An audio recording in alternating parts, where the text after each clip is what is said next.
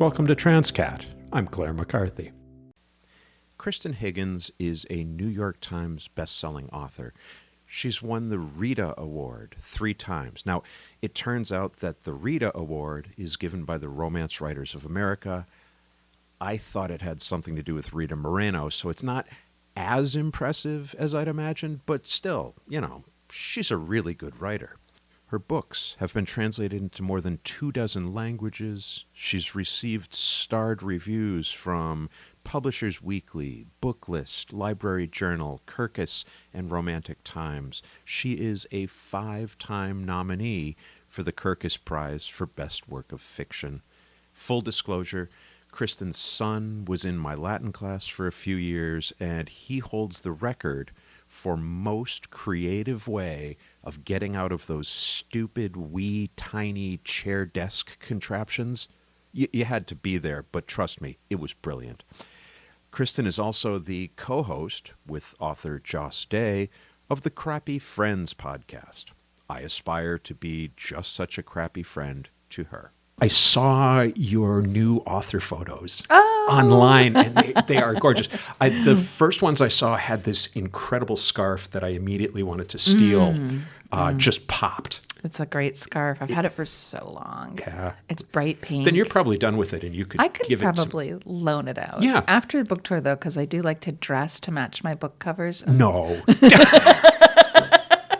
It's a thing, Stop Claire. it. It's a thing. I don't recognize that. Oh, wait, she's wearing the scarf. Nope, it's cool. She's wearing the scarf. But the later ones I liked even better because they have Luther in them. Luther. And you and Luther together. We have great chemistry. Yes. Luther is my dog. Luther. Yes. Not husband. I should child. I should point out. Okay, but Yeah. yeah, the one with Luther licking my face. Just like that had to be my author photo. And I'm not into, and in fact, I don't understand this whole internet pet shaming thing that happens. People will post pictures of their animals with little signposts in front of them saying, I did the, I pooped, toilet paper. I ate toilet paper. I pooped on the rug. Yeah. I don't understand that. But we are recording in the Portland, Connecticut Public Library in a wee tiny study room. Well, we might as well just be upfront about this. We're doing this because the last time you and I talked, which was at your lovely house, Luther ate all my snacks. I turned my back for a minute, Kristan. Just a minute. I was so ashamed. Yeah, and well, to be fair, they were sausages. They were, right? Yeah. And you did turn your back. No, he's usually better than that. So I am impressed with him, ashamed of him. I said, "You're a bad doggy," but in that tone, "You're a bad doggy." Just so that the affection was clear. It wasn't a real reprimand. Right. Well, Kristan Higgins, welcome to Transqat. Thank you. Thank you. I am so happy to have you here. I'm so happy to be here. You have a new book coming up. This is do. number 23, I think. Ooh, wow. Yeah, 23. Tell me about it. It's called A Little Ray of Sunshine, and this is the story of what we like to call a secret baby. So my heroine, Harlow Smith, owns a little bookstore in Wellfleet, Massachusetts, a town near and dear to my heart. And one day she's at work. She's had a typical day, a bad lunch date. Her grandfather has wandered off. She fetches him, and she's doing some bookstore stuff. And she looks up, and 2 men come into the shop. And she gets this weird tingling sensation of she knows these guys. She knows the man. She knows him. And her brain kind of flatlines, and she thinks, like, I know him, but I won't place him. And then the younger man, who's actually a boy, makes eye contact with her, and she thinks, oh, my God, it's my son. Oh. She gave a boy up for adoption when she was a freshman in college. She was not quite 18 and got knocked up, 3 weeks after she lost her virginity, and puts the child up for adoption. And, it's one of those wrenching, there's no perfect decision here situations. So Matthew, her child, has decided to surprise and come back and meet her. His family goes on a summer-long vacation every year because his dad's a teacher. And they go to a different part of America. They live in California. They're on Cape Cod for the summer. And he'll be getting to know her large family. She'll be getting to reconnect with the parents that she chose for him 18 years ago. And so the book is told from several points of view. The real linchpin is adoption. Birth mother's story, adoptive mother's story, and an adoptee's story, an older woman named Cynthia, who was adopted in what they call the baby scoop era. So she was put up for adoption, adopted out of an orphanage, and is very content to have been adopted. It makes her feel, more special. And she's very glad that the person she views, who as her mother, a very irresponsible teenager, no doubt, gave her to a better life. And her world is kind of rocked when her half-sisters reach out to her, and she learns that there's a different story behind the one that she knew. Ooh. Yeah. Well, family dynamics are something that's your bread and butter. Right. Yeah. Right. That the messiness, the joy, the challenges, shall we say? Yes. I'm thinking in particular of the previous book where your poor protagonist was dumped on the day that her son was leaving for college. Yeah. Which was I do love a messy family. I mean, is there any other kind? not in my experience. No, I'm sure somebody out there is going to write in and say, "Oh no, yeah, perfectly my family's normal." perfect. Yeah. Yeah. And then, before they go to prison for animal husbandry. Well, sorry, animal husbandry is not a That's crime. probably okay. I'm aware of that. Depends on how dark you go there. Yeah, Your cat and your cow, not going to work. Well, this sounds wonderful. Can't wait to read it. I've been a big fan for a long time. Thanks, Claire. And I'm just going to jump on one of the things you said that your protagonist had an awful lunch date. You write the best awful date scenarios, and just moments of great humiliation. Yes. The first of yours that I read was Catch of the Day, and the scene where the protagonist gets drunk and lets her affection for the parish priest be known. Oh, yes. Yeah, has stayed with me as good. That was so much fun to write, when you meet the man of your dreams and you miss that one critical sentence when he tells you what he does for a living. And you tell everyone, I think I've met the one. He's special. Super hot, And we see that scene through her eyes as she's sort of Right. Yeah. She learns in church what he does for a living. And, it's one of those great moments of humiliation and humor. And Harlow in A Little Ray of Sunshine, she's happily single, so she says. I think the adoption of her baby just caused a lot of trauma to her. And that's something that I've explored a lot in the research of this book, is how difficult and multi-layered adoption can be. She's pretty much walled off herself from, she says, if Keanu Reeves walked in, then sure, I'd say yes to a date, but otherwise, I'm fine. And her sister sets her up on a terrible lunch date. And I think the only reason the guy goes out with her is because she owns a bookstore and he is a self-published poet. And you must get some of this at your day job there. The people who think a bookstore can launch you. Yes. The Book Barn in Niantic, Connecticut, which is not giving me any money for this plug at all. I would just like to say, if they choose to, that would be great. Yeah, they could. It would be wonderful. They could sponsor this podcast if they were so inclined. Tell me about the research. How do you go about doing that? I'm assuming you don't have firsthand knowledge of adoption. I don't have firsthand. My father was adopted by his stepfather. Okay. I have an uncle who was almost adopted a baby in our family. I was pregnant with my son, and a teenage cousin of mine was pregnant, and we offered to take her child. And she decided on the day of his birth that she didn't want to go through with it. And it was a very casual thing. I it wasn't like we had papers and lawyers or anything. Right. I just said, if you feel that you're too young, you could be this kid's auntie, and, he or she could be raised in our household with two parents and slightly more financial stability than you have at 17. Right. Yeah. Not a lot more at the time, but yeah. The life of an author. Right. And she ended up keeping him, and he's a wonderful kid, and I don't think she made the wrong decision there. But to research it, I read a lot of books and memoirs of adoptees.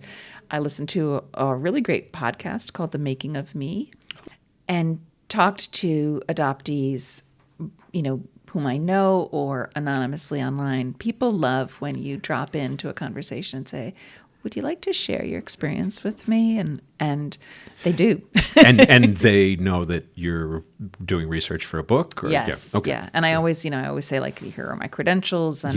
And I don't want to, waste their time. I always say, I want to get this right, having not lived the experience. So that was really enlightening and enriching and wonderful. And it opened my eyes to that idea that no matter how wonderful the adoptive parents are, no matter how solid the reasons are for the birth parents to choose adoption, it's still a traumatic event for the baby. The baby has known one human and heard one voice and heartbeat, and even though, it's a little blobby thing when it comes out, going to a foreign environment apparently causes some real trauma, and they call it relinquishment trauma. Okay. And so the people I talked to said, we, in the best of situations, we're loved by the people who adopted us, and they educate themselves about the issues that we'll have. But in so many, they don't. They feel like, we adopted you, you're ours now, nothing else matters. And so your cultural identity might be erased. Your questions might be kind of hushed, and you feel like, well, I'm those are my parents, but I don't look like them. Yeah. Those are my cousins, but I don't look like them. I don't have the same generational history. And then when you meet your birth family, if you do, you didn't have the time with them, So I might look like them. There's my chin, but I didn't grow up in that household or that culture or that part of the country. Right. So in a sense, there's always going to be this sort of amorphous feeling of identity, right? Yeah.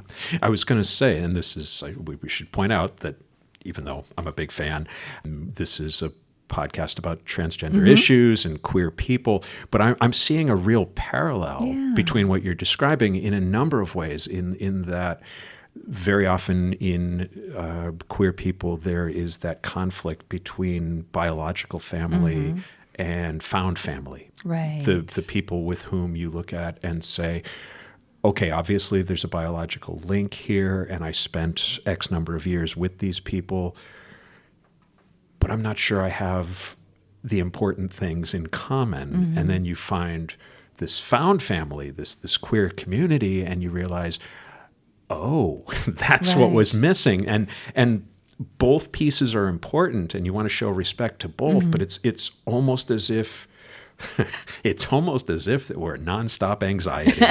Imagine that. Where when I'm with this group, I'm feeling anxious because I don't think I fit in here sometimes. Yeah. And over here, it's like, well, I fit in, but I'm missing that whole sense of heritage and ongoing connection. Right.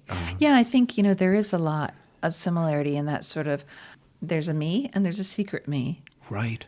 And the secret me is, for a lot of adopted kids, they don't want to talk about it. They don't want to upset their adoptive parents. They don't feel that they can ask without hurting them. And I think, I would imagine with trans people too, certainly, you grow up in the wrong body. So there's you and there's the secret you, the true you. And, you know, in this book, I think one of the reasons he wanted to talk about it is that I have a trans character. Yay! Tell me about her. Destiny. Now, I do want to say, Claire, that before you had a job at a bookstore, Destiny was working at a bookstore. So I don't know, just life imitating art. Yes, please tell me all about Destiny. So Destiny is one of the employees of the bookstore, Open Book, an ironic name there. And she is the best dressed person there. She's a very lovely, wonderful friend and coworker to Harlow, who owns the shop, the the birth mother.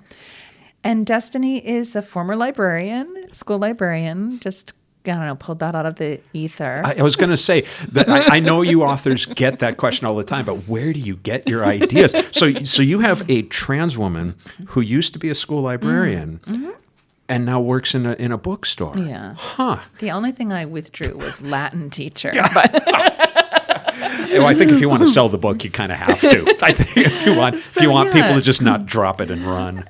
And I you know, this book is set on Cape Cod, which is a very welcoming, open, diverse community.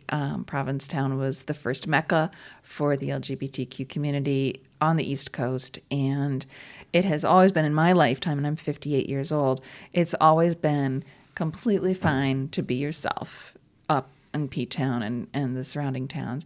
So including a trans character was not like to show that I'm woke or anything. It's just the way people are. It's the community. Right. And that's something that's always been important to me, is to reflect the community. You know, I write books set in New England, and New England is white. But it doesn't mean that there aren't people of color, there aren't, you know, people on the spectrum, LGBTQIA, you know, so I want to include them in a very natural way. And for me, Destiny was, first of all, I just want to give myself a pat on the back for her name because she chose it herself, obviously. And I loved that was the name that she chose. And she's a very confident person. She's very warm and caring. She's a sharp contrast to the other bookstore employee, Cynthia, who is a distant cousin to Harlow and just is very judgmental and sharp and bitter and really fun to write. Yeah, I was going to say. You need one of those in there just to let the steam off. Yeah. And Destiny is great at recommending books because she was a school librarian. She contributes to the store newsletter in terms of like, here are sources that are not Wikipedia. You know, she's very good at reluctant readers and that kind of thing. So to me, she's the perfect bookstore employee. She's the person you want there recommending books and helping your kids find something to read and just being, you know. They can't see me blushing, can they? Was that hard to write? Now, I mean, I know, and I don't want to get off onto the sidetrack right now, but I know you have written queer characters into a number of your novels. And as you say, just part of the fabric. Right. We exist. We're in your community. Why would you not be represented in the story? But this is the first trans character. First trans character, yeah. Was it challenging? Was it any more challenging than some of your other? I wanted to be very respectful of Destiny, and I wanted to be respectful of my readers to make sure that I'm not saying, here's my trans character. Right. You know, give me a pat on the back for being so inclusive. I also wanted to be just very careful in my treatment with her because I didn't want to announce that. And actually, I think we talked about this before, Claire. My editor wanted me to announce the first time we meet Destiny, which is on page 1, that Destiny is a trans woman. So Destiny, comma, the trans woman. The trans woman. And it's also told from a first person perspective. So it would be like, Destiny, my trans employee, you know, and I just thought, no, I'm not. She's like, well, I think it will be confusing. And I said, I don't. And in fact, I refuse because to Harlow, Destiny is Destiny. Just Destiny. Her friend, her colleague, her coworker, and you wouldn't announce that. It's not. It's like looking in the mirror and saying, "Kristan of the silver hair and brown eyes." You know, right? That's not how we think about. Which is fine if you're a Khaleesi, but really for the rest of us, it doesn't really work. Right. And there's only one reference to Destiny's previous life, where they're talking about the difficulty of raising children, and Destiny refers to her son and how the one thing that her son couldn't do was stop calling her dad. And Destiny thinks like that if that's the only thing, that's good enough. It's okay, you know. But they're just talking about like how difficult children can be, ungrateful little wretches, right? Which you don't mean about your two kids at all. You're talking about my perfect in general. Children? Perfect your children. perfect children. Yeah, right. But it's a brief conversation, but I think it was really important because Destiny says, when he realized it was transitioning or suicide, he accepted. And I think that most people who are not well informed on the subject of the trans community don't understand the stakes. Yeah. And I wanted to include that even just briefly, that's how important it is to be able to be your authentic self, that the option is perhaps death. Yeah, and thank you for that, because that's part of my story. And it is, certainly as this conversation explodes about trans youth, it seems to be taken as some people are going to fall by the roadside. Right. And it was one of the cast members on Saturday Night Live who said, if you're against healthcare for trans kids, you're against healthcare for kids. And you can dress that up any way you like. Yeah.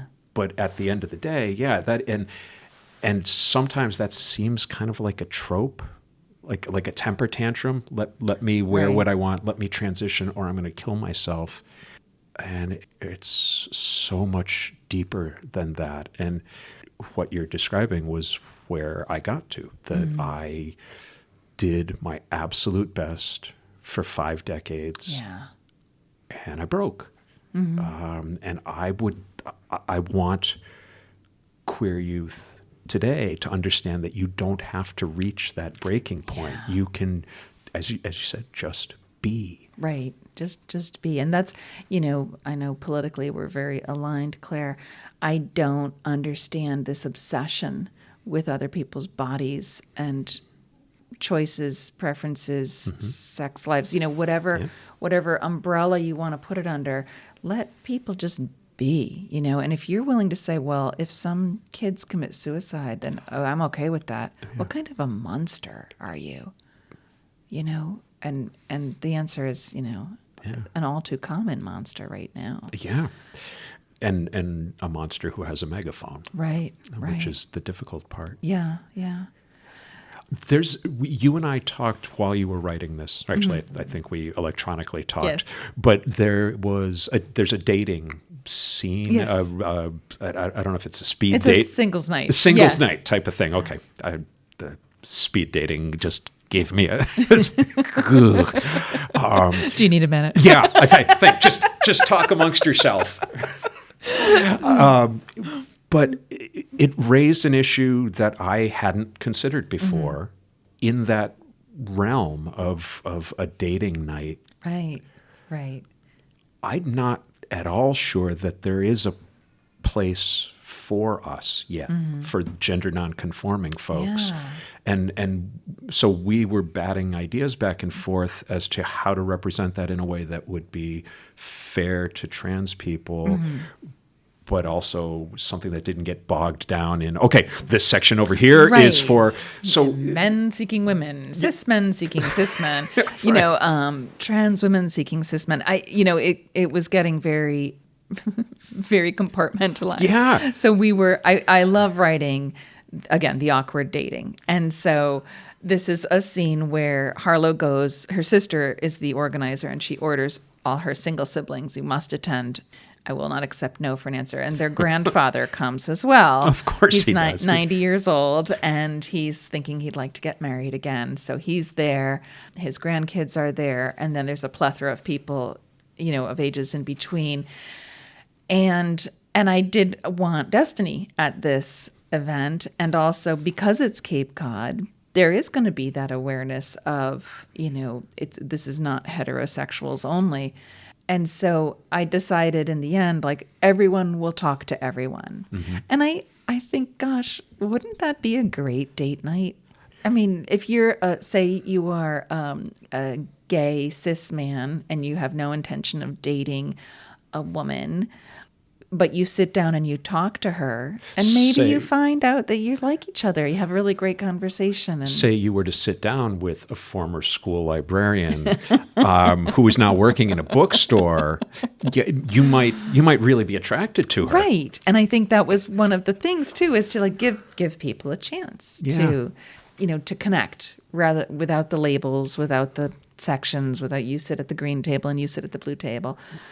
And it does end up, it's a pretty fun scene, because Grandpop is, of course, the most popular guy there. Everybody wants Grandpop's phone number, right? And Harlow's younger brother is very flirty and adorable, and he also leaves with a, suitcase full of phone numbers. But it is just a chance to talk to each other as people. And Destiny does meet somebody there that actually Harlow facilitates a little meeting and thinks, so Harlow, my heterosexual but happily single woman who's not looking, sits across from a gay woman, and the gay woman thinks she's really cute. And I was like, I'm sorry, I'm A, straight, and B, not looking. And she's like, great, thanks for wasting my time, but Harlow's trying, she's like, do you want to practice with me? And she's, nope. But then, she can't help but like this woman, and she says, did you meet my friend Destiny? So Destiny has a relationship spark there. And I am an author who writes books with happy endings and deep commitments. And I like to give that opportunity to all the characters in my book. Well, the thing that, and going right back to Catch of the Day, the thing about the romances in your books is that the romance that the characters end up with, because it is going to end happily, is the respectful love. It is the supportive love. It is the understanding love. Yeah. Obviously, there's physical attraction. Right. And that's part of it. But the place where the characters settle and where we're feeling most satisfied is with that type of love. Mm-hmm.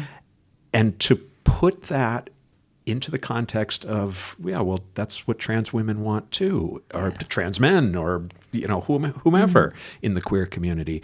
That sort of love and respect and understanding, and I genuinely see you, and I don't love you in spite of your being trans.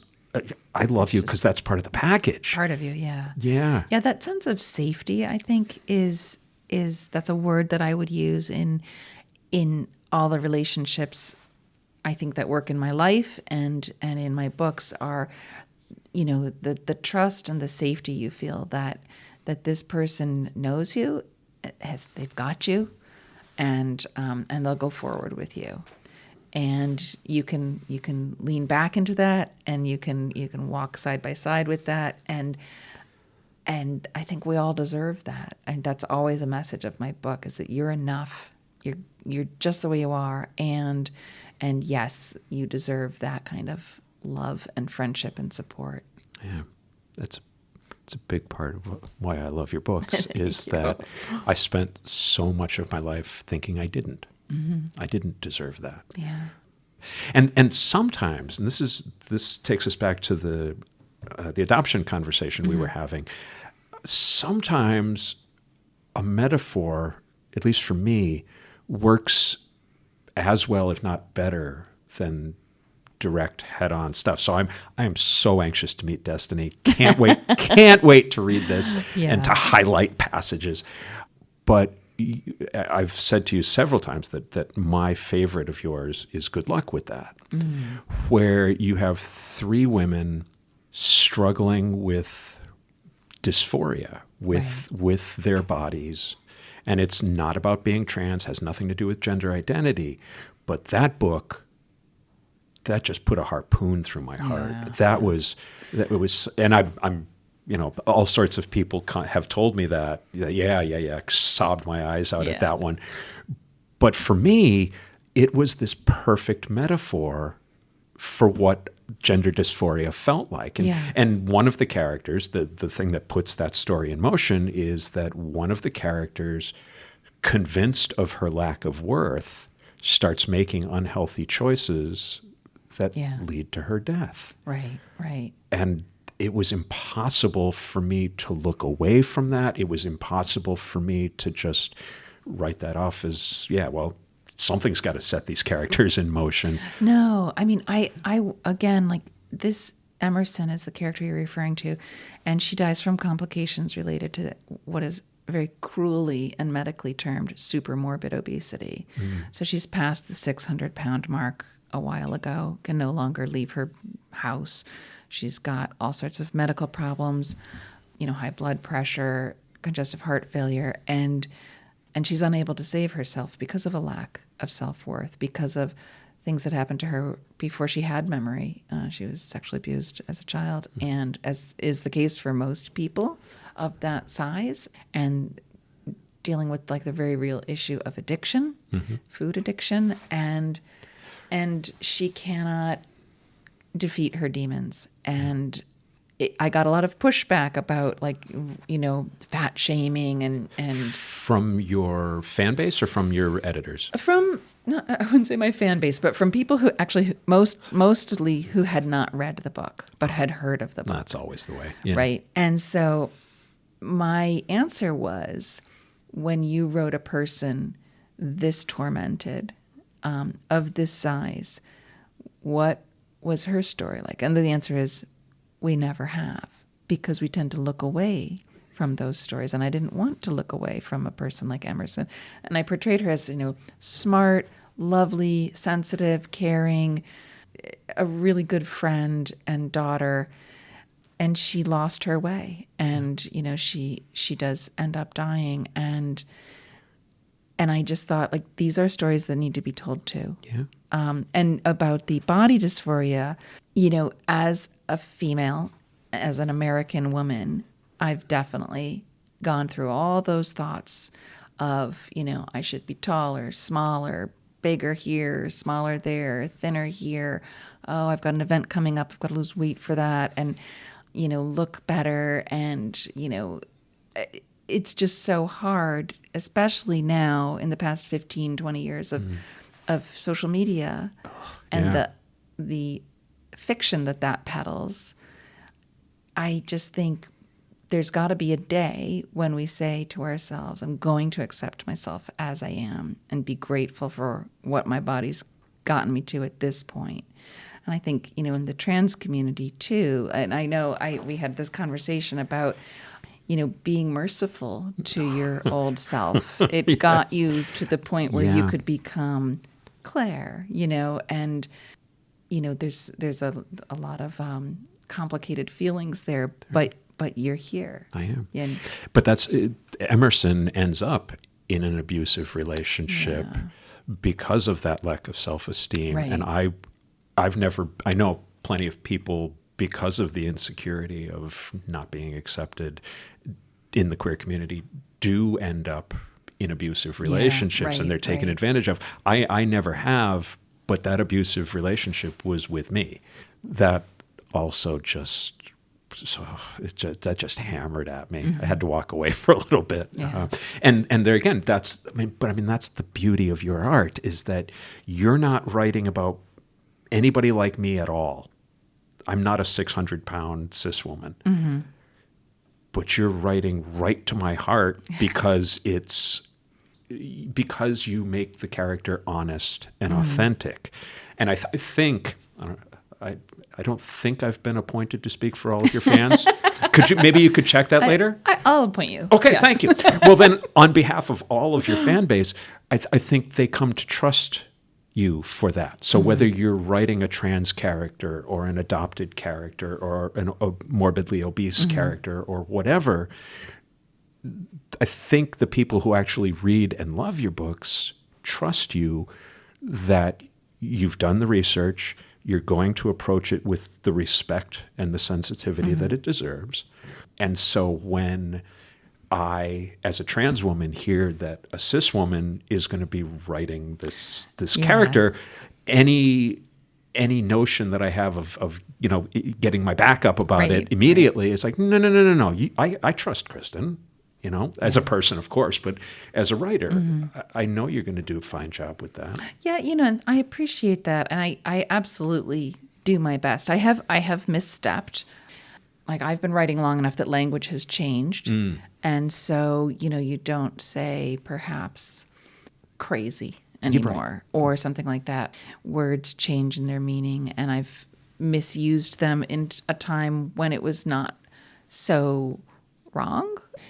And I'm thinking that there was this one scene that I actually cut and rewrote when I saw what was happening with it. It was a scene involving a drag queen, and my heroine is trying to fix her dad up, and she has done his online profile, and she meets Maxine, this lovely woman, and they're having a wonderful conversation, and my heroine is thinking, Dad is going to love her. She's fantastic. And what she doesn't realize is that Maxine is a drag queen, a cross-dresser. Okay. And again, like, terminology has changed, right? Two separate things. Yep. We want to acknowledge that we understand that. And so I was like, the joke was on Faith. She didn't have the wherewithal to realize I'm not talking to a cis woman or a heterosexual woman or a trans woman. I'm talking to a gay man, and I don't know that.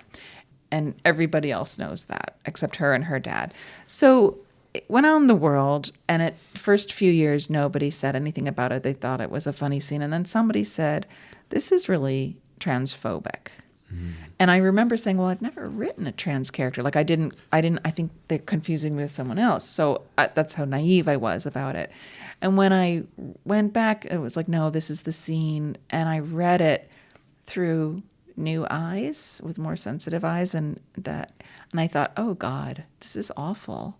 I screwed up here. And so I pulled the scene when we reprinted the book, and I rewrote it to be a person who is not suitable for Dad, but not because of any gender or presentation or sexuality, just because she has 4 dead ex-husbands in her rear view. Okay. All right. Now, as red flags go, that's tiny one. That's fine. Right. That's fine. So, and I remember one of my readers saying, you changed that scene. Why? I loved that scene with Maxine. And I said, I hated to get rid of the character of Maxine, but there was no way I could write that scene and not have it be a joke about gender identity. Yeah. And when you know better, you do better. Right. One of the presentations that I do is called Representation Matters, and I take people through my growing up in the 60s and 70s and the 80s and how people like me were portrayed on TV, in the movies, in whatever media you want to call it. At all. Right. Yeah. And that most of it falls into categories that have nothing to do with me. It's a punchline. It's a psychotic killer. It's a victim. When you get into the AIDS years, it often seemed like queer people existed to help cis people feel better about themselves. Yes, my gay best friend. Right. And if you could just have a degree of empathy for these poor suffering folks, you're a better person. And it's like, well, that's not really what we're here for. I'm sorry. I will take your goodwill, but would you like to get to know me as a person? Yeah. Right. If you don't see yourself, you don't have the vocabulary to express what's going on inside, and you don't have any way to make people understand that you're real. Right. You're not a caricature. Mm-hmm. And there's a difference between a drag queen and a transvestite and a trans woman. Mm-hmm. But in the 70s, we didn't know that. Right. In the 80s, in the 90s, we didn't know that because we hadn't developed the vocabulary to express that. Mm-hmm. And it's really not until like 2014 that it even starts to be part of the conversation. So that's not a standard that anything written or made before then can really be held to. Yeah. I mean, it's interesting, you know, as an author, you are always trying to learn so you can do better and write more intelligently, emotionally and stuff. And, you know, just start to look at things and question things, as you should. Do you have a person of color in your story? If so, why? Why is that person Black or Latina or Indian? And what is their role? And are they a caricature? And, you know, had another adoption story where my heroine, her parents adopt a child when she's 14 and away at school. And it's an international adoption. And her sister is this lovely person and really smart and beautiful. And someone wrote to me, it's like, I'm so tired of your Black characters being so smart and beautiful.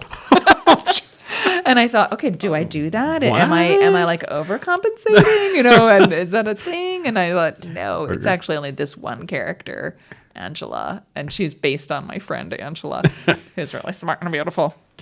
But you know, you have to take these things into consideration. Yeah. And going back to what we had talked about with your editor on this book, I think if you need to use that appositive to describe one of your characters, you're misusing them. Right. So if you have to say, so-and-so, the Asian friend. Right. Yeah, or, right. you know, something like that you're doing it wrong. Right. And you know, my Asian friend authors can write about a high pressured parents who only make you get A's. I can't do that. Right. I'm a white suburban kid, you know, from Connecticut.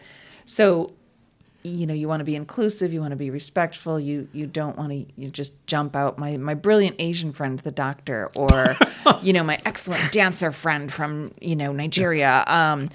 You know, you have to do your work, and you can't do, and I have done, you know, like I have plenty of gay and lesbian characters, and one of the things I've thought about, like I have had a lot of really wonderful gay characters looking back, gay men, a couple of lovely gay women, and then this book I have a couple of really bitchy lesbians. That's, you just think like they're gonna be. Well, that was my goal after coming out when I was still a teacher. Was I really wanted somebody to get angry and call me a bitch. Yeah. It's not a good life goal, Kristan, but I just wanted somebody to say, shut up, you bitch. And I would hug them. Yes. Thank you. Yeah, oh my gosh. I'm going home now to cry. Yeah, you certainly do have a long history of that. What's the book with the lesbian couple who are veterinarians? Oh, yes. All I Ever Wanted. Yes. Okay. Yes. So our veterinarian hero is divorced. His wife came out during their marriage and was cheating on him with her maid of honor, and he goes to their wedding. I loved that, and I loved them. You know, I mean, I loved his ex-wife. Her wife was not such a nice person, but at least as the heroine saw her. But that's another important point of character, is that if all we are is this one-dimensional, always the Tom Hanks in Philadelphia type of character who, you know, well, of course he deserves to have Antonio Banderas as his lover. I know. What do we have to do to get that? Seriously, I wanted to bring up the anthology that we're going to be in. We're both part of an anthology called Pride Not Prejudice, and it's a collection of short stories about where the protagonists are LGBTQIA. And I was invited to write as an ally, and also with some good name recognition, you know. And also, you know, I've never written from the point of view of a non-straight character. And I was worried, and I said to the editor, you know, there's this whole stay in your lane mentality in publishing. You're not gay. We don't need you to write our stories. But I also have, you know, a gay niece or two, and I thought I'd love to write a story for her. And also because all sales of this book support really wonderful causes. Planned Parenthood. Trevor Project. Is it? Yep. Yeah. Oh, there's a whole bunch. Gosh, we should the Center look for Transgender Equality, I know, is one of them. There was a medical one. Yeah. I think there's about 15 causes that we support. And so I wanted to be a part of that. And so I write, kind of my thing is wardrobe malfunction winds you up in the ER. And the title of my story is called To Be Fair, They Were Pleather, regarding the pants that wind her up in the ER.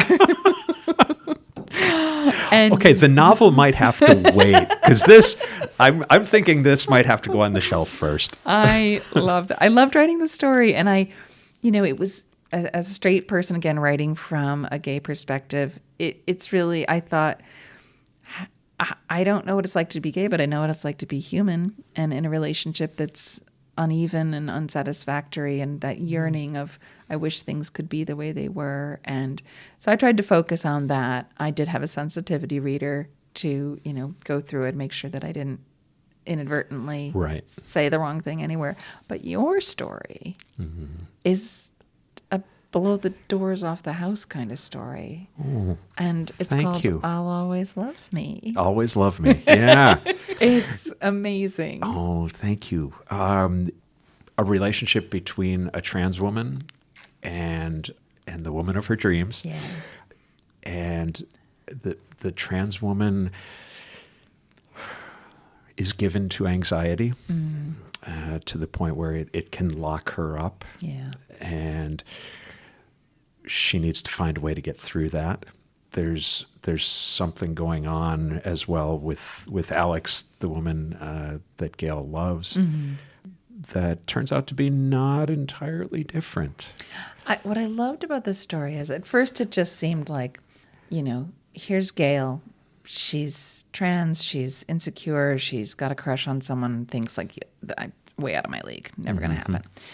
And there's this wonderful, magical Alex, her crush. Oh. And you think, love them together. And then you find out Alex has some demons too. Yeah. And that's a good storyteller. Because if it hadn't been for that, it would be a sweet little crush story. But Alex has her own things to get through. And she's not, the together one versus the the flighty, together, flaky one. So I loved that. One of my biggest criteria for a good relationship is reciprocity, and I loved seeing them come to that level of equality in terms of what they both give and receive from each other. I love that story. I texted you the minute I was done. I'm like, I'm covered in goosebumps and crying. And it was so beautiful. So thank you. If you, just to your listeners, please buy Pride Not Prejudice, available June 6th. June 6th. Online everywhere. I think the 6th is the 6th just the ebook? I know there's a paper. I think I'm not exactly sure, Claire. Neither am I. I should really pay more attention. We should, right? It's our names are on the cover. Yeah. Fine. Do what you want to do with it. And welcome to publishing, right? It's like, I don't understand I don't know. Ask this. Somebody else. They don't tell me anything. And it was interesting because when you gave me the opportunity to do this, to be fair, I suggested that perhaps you might want to write. We're doing this anthology, and would you be interested? Because I know you're a writer, and I also know you had you tried fiction yet? No, first time. Wow, amazing. It's like somebody pretending to be a musician because they've listened to the radio so often. Not exactly. I can play the radio. Then you sit them down at the keyboard and find out they're a savant. So But when I got this opportunity, I almost detail for detail went through what Alex did. I wrote a little something that I thought was kind of cute. It was a scene, and you had told me, okay, here are the parameters. It has to be a queer protagonist. There has to be a romance theme, and it has to end happily. And I was like, I was wishing for the first two. I don't know anything about the third. So I sat down and I crafted this little scene, and I was happy with it. It was like, this goes from A to B, and it's fine. And I asked you to take a look at it, and you said, were you not paying attention? This is 1,500 words. You were told 10,000 words.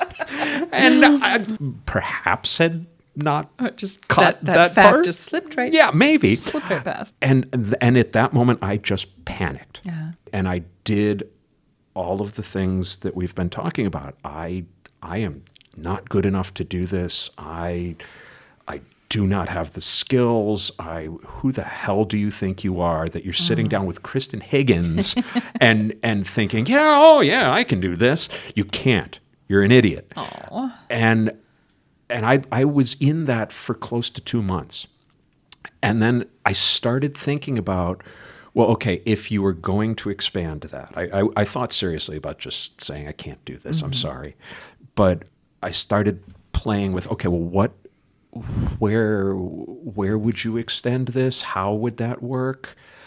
And in doing that, I went inside Gail and Alex's heads, and all of a sudden, it wasn't the situation wasn't me stressing over trying to write this story and do this thing.